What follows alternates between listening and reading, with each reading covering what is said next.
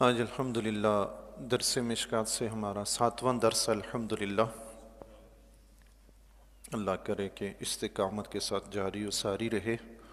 کوشش کروں گا کہ اس میں سے میں کوئی حدیث چھوڑوں نہیں، مسلسل، تاکہ کل قیامت کے دن جب ہمارا نامہ اعمال کھلے تو اللہ کے فضل و کرم سے اتنا ہو کہ حدیث کی ایک کتاب کی ساری حدیثیں پڑھی یا سنی تھی۔ سبحان اللہ، اتنا تو اس کے لیے پھر ضروری ہے کہ یہ حاضری بھی مستقل ہوتی رہے۔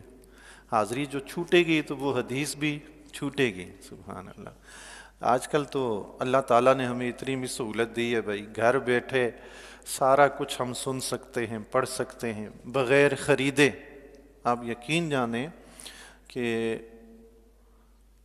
اگر یہ انٹرنیٹ نہ ہوتا نا، یہ بجلی والی دنیا نہ ہوتی نا، یہ الیکٹرانک دنیا نہ ہوتی، تو یہ لاکھوں روپے کی کتابیں جو میرے پاس اس وقت کمپیوٹر میں موجود ہے، میں خریدنی تو دور کی بات دیکھ بھی نہ سکتا۔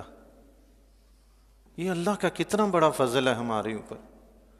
دشواریاں جتنی بڑھتی جا رہی ہیں، اللہ تعالیٰ اعمال بھی ہمارے لیے اتنے آسان کر رہا ہے۔ سبحان اللہ۔ سردیوں میں ٹھنڈے پانی سے وضو کرنا جہاں پہ برف جمتی ہو کیسا لگتا ہے؟ اللہ نے سہولت پیدا کر دی، گیزر تمہارے لیے پیدا کر دی، گرم پانی ملتے ہیں تازہ تازہ۔ یہ ایک الگ بات ہے کہ تھوڑی سی سہولت ہماری ڈسکنیکٹ ہو گئی ہے، تھوڑی سی چھن گئی ہے تو تکلیف پریشانی ہونے لگی ہے۔ نعمت کی قدر بھی اسی وقت آتی ہے جب وہ چھن جاتی ہے۔ تو گیس بند ہوتی ہے تو سردیوں میں تھوڑا سا، بہرحال اللہ تعالیٰ ہمارے اوپر رحم اور کرم فرماتا جا رہا ہے، آسانیاں پیدا کرتا جا رہا ہے۔ تو اگر کوئی حدیث مثال کے طور پر رہ بھی جائے تو نیٹ پہ موجود ہوتی ہے، بندہ سن سکتا ہے، اس کو دیکھ بھی سکتا ہے۔ الحمدللہ۔ بسم اللہ الرحمن الرحیم۔ عن ابی ہریرہ قال قال رسول اللہ صلی اللہ علیہ وسلم۔ حضرت ابو ہریرہ رضی اللہ تعالیٰ عنہ سے روایت ہے۔ آپ سے عرض کی ہے کہ چونکہ مشکات کا ہم نے ابتدا سے درس شروع کیا ہے تو جو صحابی پہلی روایت نقل کرتے ہیں تو ان کے مختصر سے حالات زندگی بھی عرض کرتے ہیں۔ جب ان کا دوبارہ ذکر آئے گا تو پھر حالات زندگی پہ گفتگو نہیں کریں گے۔ حضرت ابو ہریرہ رضی اللہ تعالیٰ عنہ یمن کے قبیلہ دوس سے تعلق رکھتے ہیں۔ آپ کا نام زمانہ جاہلیت میں عبد شمس تھا۔ بعض روایات کے مطابق کہ آپ کے قبیلے کے طفیل بن عمر دوسی رضی اللہ تعالیٰ عنہ مکہ میں آئے تھے، ایمان قبول کیا، پھر واپس گئے تو انہوں نے اپنے قبیلے میں جا کے تبلیغ فرمائی تو اس سے کافی سارے لوگ اسلام کی طرف راغب ہوئے۔ 7 ہجری میں حضرت ابو ہریرہ رضی اللہ تعالیٰ عنہ فتح خیبر کے وقت حضور علیہ السلام سے خیبر میں آ کر ملے۔ حضور علیہ السلام کے دست مبارک پر اسلام قبول کیا۔ 7 ہجری کے بعد فتح خیبر کے بعد پھر ہمیشہ ہمیشہ حضور علیہ السلام کے خدمتگار بن کر رہے۔ سبحان اللہ۔ ہمیشہ حضور کے ہو کر رہ گئے۔ سبحان اللہ۔ اس کے بعد پھر جو ساتھ حضور علیہ السلام کا ملا پھر چھوٹا نہیں ہے۔ سبحان اللہ۔ مدینہ میں آقا علیہ السلام کے پاس رہے، اصحاب صفہ میں آپ کا شمار ہوتا ہے، بڑے جلیل القدر صحابی ہیں۔ آپ کا حافظہ سبحان اللہ، اللہ تعالیٰ نے آپ کو بہت حافظہ عطا فرمایا تھا۔ اس کی وجہ یہ تھی کہ ایک مرتبہ انہوں نے خود حضور علیہ السلام کی بارگاہ عالیہ میں عرض کی، یا رسول اللہ حدیث سنتا ہوں مجھے یاد نہیں رہتی۔ آقا علیہ السلام نے فرمایا ابو ہریرہ چادر پھیلاؤ۔ آقا علیہ السلام نے کچھ پڑھ کے چادر پہ دم کیا یا اپنے ہاتھوں سے یوں کیا تو فرمایا اسے سینے سے لگا لو۔ ابو ہریرہ رضی اللہ تعالیٰ نے وہ چادر اٹھا کے سینے سے لگائی، پھر اللہ نے ایسا حافظہ دیا کہ کوئی چیز بھولے ہی نہیں ہے۔ سبحان اللہ، سبحان اللہ۔ کسی ڈاکٹر کے پاس جائیں، وہ درد کا تو علاج کرے گا، سینے میں حافظہ کہاں سے بھرے گا؟ طبیب ہو تو کوئی ایسا بتائے جو ہمارے نبی سا۔ سبحان اللہ، ان سا کوئی اور ہے ہی نہیں۔ ہوتا بھی کیسے؟ کسی نے پیدا ہی نہیں کیا۔ سبحان اللہ۔ وَأَحْسَنُ مِنْكَ لَمْ تَرَ قَطُّ عَيْنِي وَأَجْمَلُ مِنْكَ لَمْ تَلِدِ النِّسَاءُ۔ آپ جیسا کوئی حسین دیکھا ہی نہیں۔ آقا دیکھتے کیسے؟ کسی ماں نے جنا ہی نہیں ہے۔ سبحان اللہ۔ رب نے اور کوئی ایسا پیدا ہی نہیں فرمایا۔ سبحان اللہ۔ حضرت ابو ہریرہ رضی اللہ تعالیٰ کو حافظہ کہاں سے ملا؟ بارگاہ رسالت سے ملا۔ سبحان اللہ۔ آپ رضی اللہ تعالیٰ کی والدہ جو تھی وہ ایمان نہیں لائی تھی۔ مدینہ میں آنے کے بعد بھی ابو ہریرہ رضی اللہ تعالیٰ عنہ ان سے عرض کرتے رہتے، اسلام کی ترغیب دلاتے رہتے کہ ایمان قبول کر لیں، مگر وہ ایمان نہیں لاتی تھی۔ تو فرماتے ہیں کہ ایک مرتبہ میں نے والدہ کو اسلام کی ترغیب دلائی کہ ایمان قبول کریں، تو والدہ نے حضور علیہ الصلوۃ والسلام کی بارگاہ عالیہ میں کچھ ایسے الفاظ استعمال کر دیے جو میری برداشت سے باہر تھے، تو میں سن کے رونے لگا۔ میں اسی حالت میں روتا ہوا حضور علیہ الصلوۃ والسلام کی بارگاہ عالیہ میں حاضر ہوا، عرض کی یا رسول اللہ میری ماں کے لیے دعا فرمائیں، اللہ انہیں ہدایت عطا فرمائے۔ تو حضور علیہ الصلوۃ والسلام نے اسی وقت دست دعا اللہ کی بارگاہ میں بلند فرمائے اور اللہ کی بارگاہ میں دعا فرمائی، اے اللہ ابو ہریرہ کی ماں کو ہدایت دے۔ حضرت ابو ہریرہ رضی اللہ تعالیٰ عنہ فرماتے ہیں میں نے جو ہی حضور کی یہ دعا سنی تو خوشی سے بھاگا گھر کی طرف۔ سبحان اللہ، وہ دعا تو ابھی ہوئی، اللہ کے بندے تھوڑا سا صبر تو کرے، نہیں صبر نہیں، چونکہ حضور نے دعا فرما دی تو اب یہ قبول ضرور ہونی ہے، تو دیکھنے جا رہے ہیں کہ اس کا منظر تو دیکھوں قبول کیسی ہوئی ہے۔ سبحان اللہ۔ تو ابو ہریرہ نے سنتے ہی دوڑتے ہوئے گھر کی طرف گئے، گھر پہ پہنچے تو دروازہ ہی بند تھا۔ اللہ اللہ دیکھ کے حیران ہوئے کہ یا اللہ یہ کیا ماجرا ہے، گھر کا دروازہ کیوں بند ہے؟ دستک دی تو ماں نے اندر سے آواز دی، بیٹا تھوڑی دیر باہر ہی ٹھہرو۔ حضرت ابو ہریرہ رضی اللہ تعالیٰ عنہ فرماتے ہیں میں نے سنا کہ اندر سے پانی گرنے کی آواز آ رہی تھی۔ میری ماں نے غسل فرمایا، کپڑے پہنے، سر پہ چادر بھی نہیں رکھی، وہ بھی خوشی سے دوڑتی ہوئی آئی، دروازہ کھولا اور کھولتے ہی فرمایا اے ابو ہریرہ اشہد ان لا الہ الا اللہ واشہد ان محمدًا عبدہ ورسولہ۔ سبحان اللہ۔ ابو ہریرہ رضی اللہ تعالیٰ عنہ پہلے وہاں سے دعا سن کے اچھلتے کودتے گھر آئے، اب جب ماں سے کلمہ سنا تو اچھلتے کودتے واپس گئے۔ فرماتے میں روتا ہوا آقا علیہ الصلوۃ والسلام کی بارگاہ میں حاضر ہوا تو آقا علیہ الصلوۃ والسلام نے میری ماں کے لیے دعائے خیر فرمائی۔ سبحان اللہ۔ ابو ہریرہ رضی اللہ تعالیٰ عنہ دوڑتے ہوئے گئے، دیکھوں پہلے میں پہنچتا ہوں یا میرے نبی کی دعا پہلے پہنچتی ہے۔ سبحان اللہ، دعا پہلے پہنچ گئی۔ اللہ اللہ، کیسے خوش نصیب صحابی تھے، جانتے تھے کہ ہم تو وہاں رہتے ہیں جہاں سے ہر کام بن جاتا ہے، تو پھر تھوڑے پہ گزارا کیوں کریں، جا کے سیدھا کہیں حضور دعا فرمائیں، اللہ قبول فرمائے گا۔ سبحان اللہ۔ یہ بات تو ابو جہل بھی اگر حضور کی بارگاہ میں کہتا تو رب اس کو بھی ہدایت دیتا، اس نے عرض ہی نہیں کی، دامن ہی نہیں پھیلایا۔ کیا وہ کسی نے کہا تھا تو ہی ناداں تھا چند کلیوں پہ کنات کر گیا، ورنہ گلشن میں علاج تنگی داماں بھی تو تھا۔ گلشن میں گیا، دامن میں جتنے پھول آئے بھر کے واپس آ گیا، تھوڑے سے پہ کیا کر لیا، اکتفا کر لیا۔ اگر تو چاہتا کہ تیرا دامن پھیلا کے بڑا کیا جاتا اور پھول اس میں ڈالے جاتے تو یہ کام بھی ہو سکتا تھا، تو نہیں نادانی کی، تھوڑے سے بھرے واپس آ گیا۔ جب دینے والا اللہ اور اس کا رسول ہے تو دامن پھیلائیں نا، پھر بڑا کریں دامن۔ وہاں دامن بھرے بھی جاتے ہیں، دامن بڑے بھی کیے جاتے ہیں۔ سبحان اللہ۔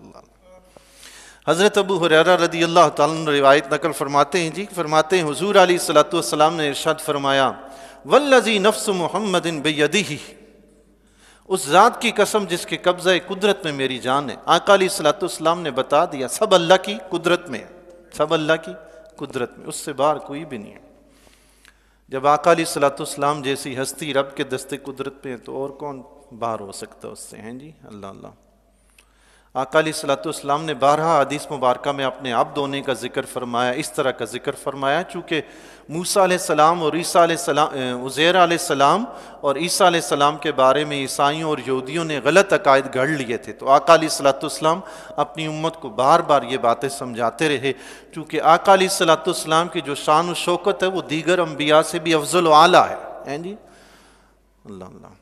تو فرمایا اس ذات کی قسم جس کے دست قدرت میں میری جان ہے، جس کے ہاتھ میں میری جان ہے۔ اچھا بھی یدی ہی کے لفظ الفاظ ارشاد فرمائے، علماء کرام نے ارشاد فرمایا کہ یہ ید کا لفظ متشابہات میں سے ہے۔ اللہ کا ید اور عربی میں کہتے ہیں ہاتھ کو، اللہ کا ید کیسے ہے یعنی ہاتھ کیسا ہے ہمیں نہیں پتا، بس اللہ اور اس کے رسول نے احادیث میں یا قرآن میں ذکر فرما دیا، سو ہم نے اس پر ویسے ایمان لانا ہے۔ اب اس کی کیفیت کیسی ہے کیسی نہیں یہ اللہ اور اس کا رسول ہی جانتے ہیں۔ بس اللہ کا ہاتھ ایسا نہیں جیسے ہمارے ہاتھ، اللہ جسم سے پاک، اللہ کے لیے یہ عقیدہ رکھنا کفر ہے، اس کے جسم کا عقیدہ یہ کفر ہے۔ اللہ کے بارے میں عقیدہ یہ رکھنا ہے کہ وہ جسم سے پاک ہے، تو اس کا ہاتھ ہے، ہاتھ تو جس طرح ہمارے جسم کا ہوتا ہے، تو رب کا ایسا نہیں ہے۔ کیسا ہے یہ اللہ جانے، اللہ کا رسول جانے، بس اللہ۔ لا یسمع بی احد من هذه الامت یہودی ولا نصرانی۔ آقا علیہ الصلوۃ والسلام نے فرمایا اس امت میں سے جس کسی نے بھی سنا، چاہے وہ یہودی ہو یا عیسائی ہو، کیا سنا؟ میرے بارے میں سن لیا کہ میں اللہ کا رسول ہوں، اللہ کی طرف سے ہدایت لے کر آیا، ثم یموت، پھر وہ اس حالت میں مر گیا، ولم یؤمن بالذی ارسلت بہ، اور جو کچھ میں لے کر آیا اس پر وہ ایمان نہیں لایا، میری خبر اس تک پہنچ گئی، اسلام کی بات اس تک پہنچ گئی، اور وہ اسلام قبول کیے بغیر، میری نبوت کو قبول کیے بغیر مر گیا، الا کان من اصحاب النار، فرمایا وہ جہنمیوں میں سے ہوگا۔ وہ کس میں سے ہوگا؟ جہنمیوں میں سے ہوگا۔ فرمایا چاہے وہ یہودی کیوں نہ ہو، عیسائی کیوں نہ ہو۔ یہ یہودی اور عیسائی کا ذکر کیوں فرمایا؟ اس لیے ذکر فرمایا کہ یہودی اور عیسائی جو تھے وہ اہل کتاب تھے، یہ نبیوں کو مانتے تھے، ان پر آسمانی جو کتابیں نازل ہوئی تھی انبیاء پر، وہ کتابیں ان کے پاس موجود تھی، تورات اور انجیل۔ تو کسی کو یہ وہم نہ ہو کہ وہ تو نبیوں کو بھی مانتے تھے، تورات اور انجیل کے ماننے والے تھے، تو وہ جہنم میں کیسے جائیں گے؟ آقا علیہ الصلوۃ والسلام نے یہ بتا دیا کہ میرے آنے کے بعد سابقہ شریعتیں ختم، سابقہ انبیاء کا دور ختم، اب جو دور شروع ہوا ہے وہ سرکار دو جہاں کا دور ہے۔ ہاں سبحان اللہ۔ ہاں اب جو شریعت شروع ہوئی وہ سرکار دو جہاں کی، اب جو وقت شروع ہوا وہ سرکار دو جہاں کا۔ اس وقت یہودی اور عیسائی ان امتوں کا ہونا تو کجا، ان امتوں کے نبی بھی ہوتے تو ان پر بھی لازم تھا کہ حضور پر ایمان لاتے۔ سبحان اللہ۔ حضرت عیسیٰ علیہ السلام، موسیٰ علیہ السلام بذات خود اگر ہوتے تو وہ بھی حضور علیہ الصلوۃ والسلام پر ایمان لاتے، تب نجات ملتی۔ جب انبیاء کو لازم تھا کہ حضور علیہ الصلوۃ والسلام پر ایمان لائیں تو شان خود ہی واضح ہوتی ہے۔ سبحان اللہ، اللہ اللہ۔ آقا علیہ الصلوۃ والسلام نے ان دو امتوں کا اظہار فرمایا جن کے پاس شریعت تھی، جن کے پاس انبیاء آئے، تو جب ان پر لازم ہے کہ حضور پر ایمان لائیں تو جو دیگر کافر ہیں جن کے پاس نہ کوئی شریعت ہے نہ کوئی نبی ہے، ان پر تو ویسے ہی لازم ہو گیا۔ سبحان اللہ۔ من ہذه الامت، آقا علیہ الصلوۃ والسلام نے فرمایا اس امت میں سے جو کوئی سنے، اس امت سے مراد تمام جہان کے لوگ ہیں، چاہے وہ کافر ہوں یا مسلمان، سب مراد ہیں اس امت میں، لیکن اس کو امت دعوت کہتے ہیں۔ پھر جن لوگوں نے اسلام قبول کیا ان کو امت اجابت کہتے ہیں کہ ایمان لانے والے، اسلام قبول کرنے والے۔ تو جو مسلمان ہیں وہ امت اجابت کہلاتے ہیں، اور باقی ساری دنیا کے لوگ امت دعوت کہلاتے ہیں۔ حضور علیہ الصلوۃ والسلام کی نبوت تمام دنیا کے لوگوں کے لیے، سب کے لیے۔ پھر ایک چیز اس حدیث میں یہ بھی واضح کر دی گئی، یہودی اور عیسائی کہا کرتے تھے کہ ہم اللہ کے پیارے ہیں، ہم جنت میں جائیں گے، تو آقا علیہ الصلوۃ والسلام نے انہیں خبردار کر دیا اب جنت میں جانے کا راستہ ہماری اطاعت سے گزرتا ہے۔ ہاں اس کو چھوڑو گے تو جنت ونت کچھ نہیں ملے گا۔ ہاں اگر جنت لینی ہے حضور علیہ الصلوۃ والسلام پر ایمان بھی ضروری ہے، آپ کی اطاعت بھی ضروری ہے۔ مختصر سی ایک بات عرض کرتا ہوں، ساتھ صحابہ کرام رضی اللہ تعالیٰ عنہ راوی ہیں نا، تو ان کا بھی تھوڑا تھوڑا ذکر خیر کرتے جا رہے ہیں، تو اس لیے وقت تھوڑا زیادہ لگ جاتا ہے۔ آگے انشاءاللہ جو آگے بڑھیں گے میں کوشش کروں گا کہ تھوڑے وقت میں زیادہ سے زیادہ حدیثیں بیان کرنے کی کوشش کروں گا تاکہ ہماری یہ کتاب مکمل ہو جائے۔ کہیں ایسا نہ ہو کہ کتاب ختم نہ ہو زندگی ختم ہو جائے۔ ایسے بھی کئی بار ہوئے، کئی ہمارے بزرگان دین کتابیں لکھتے لکھتے دنیا سے رخصت ہو گئے، کتاب ادھوری رہ گئی۔ اللہ اللہ، اللہ ہمیں ایسی موت دے دے کہ پڑھتے پڑھتے رخصت ہو جائے، اس سے اچھا اور ہے کیا جی۔ سبحان اللہ۔ عن ابی موسیٰ الاشعری رضی اللہ تعالی عنہ قال قال رسول اللہ صلی اللہ تعالی علیہ وآلہ وسلم، حضرت ابو موسیٰ اشعری رضی اللہ تعالیٰ عنہ بھی قبیلہ یمن سے تعلق رکھتے تھے۔ آپ رضی اللہ تعالیٰ، آپ بھی فتح خیبر کے سال 7 ہجری میں ایمان لائے۔ آپ نے پہلے مکہ میں آ کر ایمان قبول کیا، پھر حبشہ ہجرت کی، اور پھر معاف کیجیے گا، مکہ میں پہلے ایمان لے آئے، پھر حبشہ ہجرت فرمائی آپ نے، پھر حبشہ سے مدینہ ہجرت فرمائی، اور پھر مدینہ سے فتح خیبر کے وقت حضور علیہ الصلوۃ والسلام کے پاس خیبر میں پہنچے۔ اس کے بعد پھر حضور علیہ الصلوۃ والسلام کے ساتھ تمام غزوات میں آپ نے شرکت فرمائی۔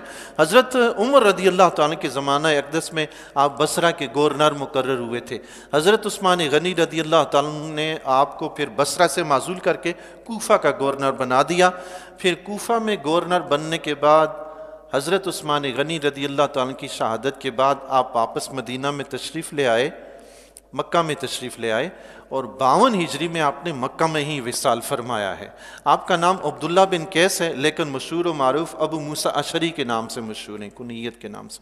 ابو ہریرہ رضی اللہ تعالیٰ کی کنیت کا ذکر کرنا بھول گیا میں، بیچ میں ہم آگے نکل گئے۔ ابو ہریرہ رضی اللہ تعالیٰ کا جو نام ہے عبد الرحمن، عبداللہ اور دیگر بھی کچھ نام اس طرح کے ذکر آئے، زیادہ مشہور و معروف عبد الرحمن ہے، لیکن ابو ہریرہ آپ کی کنیت پڑ گئی۔ آپ چونکہ ایک بلی آپ نے پال رکھی تھی، اس سے پیار کرتے تھے، تو ایک مرتبہ اٹھا کر لے کر جا رہے تھے، آقا علیہ الصلوۃ والسلام نے فرما دیا یا ابا ہریرہ، اے بلی والے۔ اچھا، ابو کا مطلب ہر وقت باپ ہی نہیں ہوتا، دیکھیں،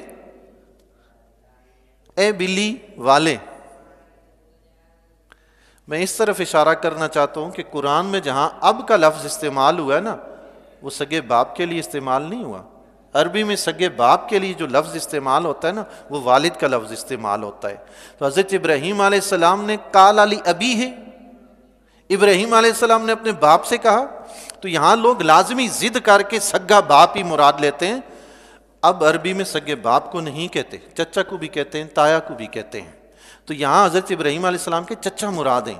وہ لوگ یہ کہتے ہیں کہ ہمارے نبی علیہ الصلوۃ والسلام کے آباء و اجداد میں آدم علیہ السلام تک کوئی بھی مشرک نہیں تھا۔ ابراہیم علیہ السلام جس سے گفتگو کر رہے ہیں وہ تو مشرک تھا، ہمارے نبی کے آباء و اجداد میں سے وہ ہو ہی نہیں سکتا، تو وہ ابراہیم علیہ السلام کا چچا تھا۔ اب کا جو لفظ ہے نا، سگے باپ کے لیے نہیں بولا جاتا۔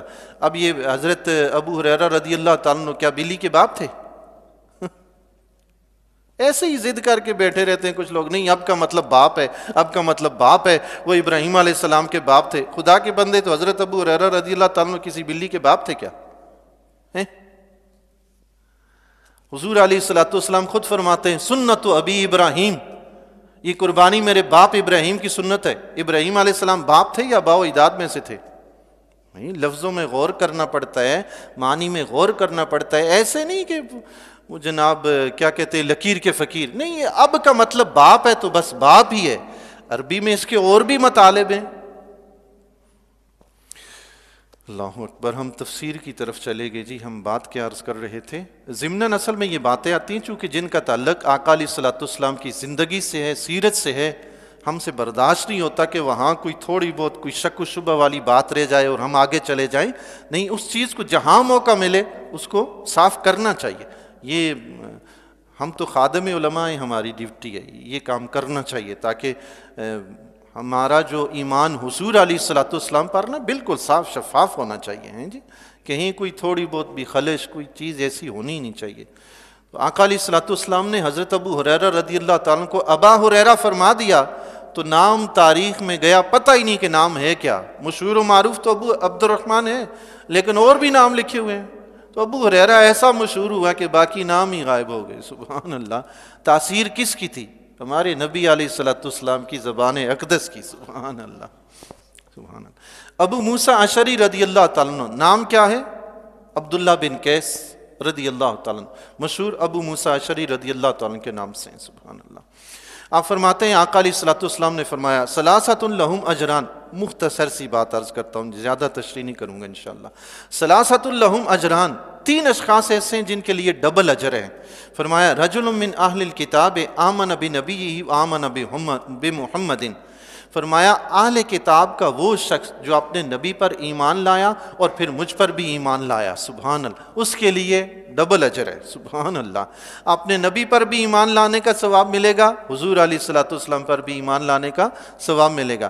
پھر فرمایا والعبد المملوک اذا ادى حق اللہ وحق موالیہ، اور غلام جو اپنے آقا کی خدمت میں معمور ہے اور اللہ کا بھی حق ادا کرتا ہے، اپنے مالک کا بھی حق ادا کرتا ہے، اس کے لیے بھی ڈبل اجر ہے۔ سبحان اللہ۔ تیسرا فرمایا وَرَجُلٌ كَانَتْ عِنْدَهُ أَمَةٌ يَطَوْهَا فَأَدَّبَهَا، ایسا شخص جس کے پاس لونڈی ہو، اس سے ازدواجی تعلق بھی قائم کرتا ہو، فَأَدَّبَهَا فَأَحْسَنَ تَأْدِيبَهَا وَعَلَّمَهَا فَأَحْسَنَ تَعْلِيمَهَا، اس نے اسے صحیح ادب سکھایا، صحیح تعلیم سکھائی، ثُمَّ أَعْتَقَهَا، پھر اس لونڈی کو کنیز کو آزاد کر دیا، فَتَزَوَّجَهَا فَلَهُ أَجْرَانِ، آزاد کر کے اس سے نکاح کر لیا، اس کے لیے بھی 2 اجر ہیں۔ سبحان اللہ، سبحان۔ اللہ اللہ۔ فرمایا ان تین لوگوں کی تخصیص کیوں کی حضور علیہ الصلوۃ والسلام نے؟ فرمایا کسی کو شبہ ہو سکتا تھا کہ جو پہلے نبیوں پر ایمان لائے تھے پھر بعد میں حضور علیہ الصلوۃ والسلام پر ایمان لائے، جس طرح حضور پر ایمان لانے سے سابقہ تمام گناہ ختم ہو جاتے ہیں تو شاید سابقہ نیکیاں بھی ختم ہو جائیں گی۔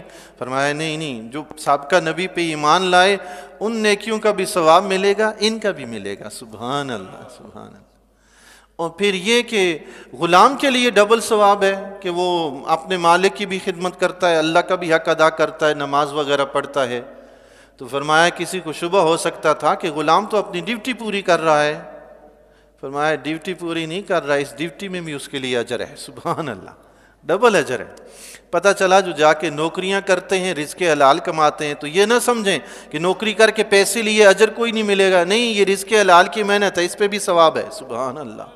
ہاں، آپ جو جاتے ہیں خالی ہاتھ نہیں آتے، جو نوکری کرتے ہیں نا، رزق حلال ہونا چاہیے، بس شرط یہ ہے کہ ہو حلال، تو پھر ساری دن جو نوکری کی نا وہ رزق حلال، وہ بھی عبادت میں لکھا جاتا ہے۔ سبحان اللہ۔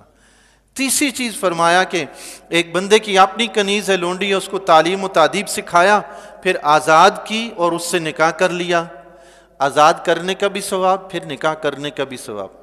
نکاح تو اس نے اپنے فائدے کے لیے کیا تو اس کو ثواب کیوں ملا؟ فرمایا اس لیے اس کے لیے ثواب ہے کہ کنیز ہے، لونڈی ہے، عام طور پر ایسی عورت عیبدار ہوتی ہے، اس سے کوئی نکاح کرنا پسند نہیں کرتا، اس نے بڑی خوش اخلاقی کا مظاہرہ کیا جو اسلام پسند کرتا تھا کہ اس کو پہلے آزاد کیا پھر نکاح کر لیا۔ سبحان اللہ۔ علامہ شاہ عبد الحق محدث دہلوی رحمۃ اللہ علیہ نے اس حدیث کی ضمن میں فرمایا، بعض علماء نے لکھا نا کہ ڈبل کام کر رہے ہیں تو اس لیے اجر بھی ڈبل ہے۔ دیکھیں نا، غلام ہے، ڈبل ڈیوٹی کر رہا ہے، اپنے مالک کو بھی خوش کر رہا ہے، رب کو بھی خوش کر رہا ہے، کام ہی ڈبل ہے۔ اسی طرح جو پہلے نبی پر ایمان لائے پھر حضور پر ایمان لائے، کام ڈبل تو ثواب ڈبل۔ اسی طرح یہ جو مالک ہے، اس نے کنیز کو آزاد کیا تو آزاد کرنے کا ثواب، پھر دوبارہ نکاح کیا اس کا ثواب، یہ کام ڈبل ہے، اس لیے ثواب ڈبل ہے۔ فرمایا نہیں، ایسا نہیں ہے، بلکہ یہاں حدیث میں مراد یہ ہے، آقا علیہ الصلوۃ والسلام نے یہ بتایا ہے کہ باقی کو اگر ایک نیکی پہ 10 نیکیوں کا اجر ملتا ہے نا، تو ان کو ایک نیکی پہ 20 نیکیوں کا اجر ملے گا۔ سبحان اللہ، ڈبل سے مراد یہ ہے۔